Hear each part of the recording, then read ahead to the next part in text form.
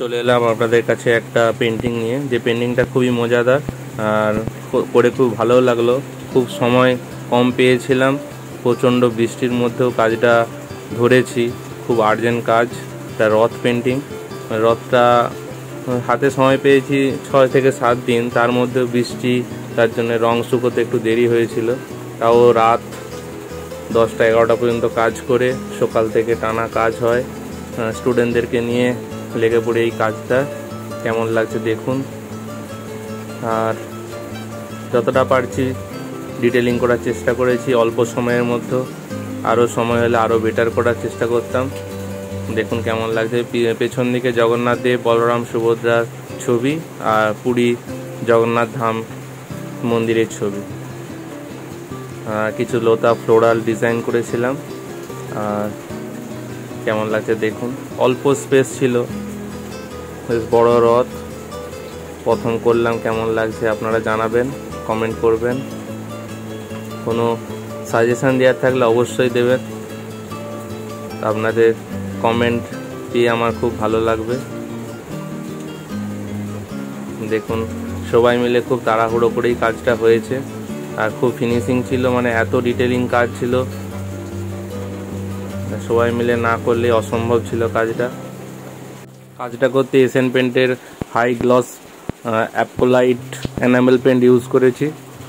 প্রথমে প্রাইমার করে নিয়েছিলাম ভালো করে, তারপর হচ্ছে ক্র্যাক সিল বা উড ফিলার দিয়ে যে ফাটা অংশগুলো সেগুলো জুড়ে দিয়ে তারপর কালারিং শুরু করি।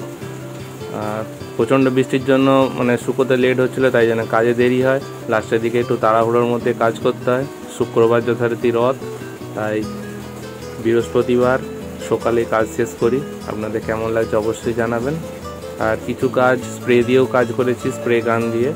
জগন্নাথ দেব, বলরাম, সুভদ্রা ফেসে কিছু কাজ হয়েছে।